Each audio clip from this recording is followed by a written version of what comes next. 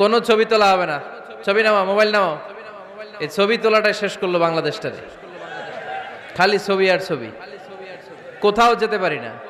খাইতে বসলে ছবি,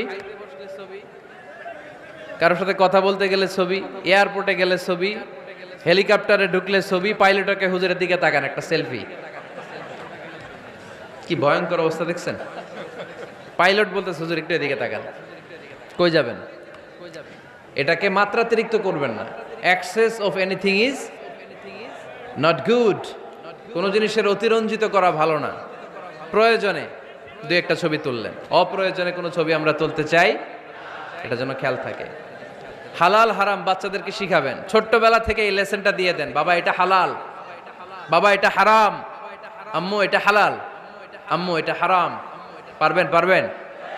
বাবা যারা আসছেন পারবেন আপনারা?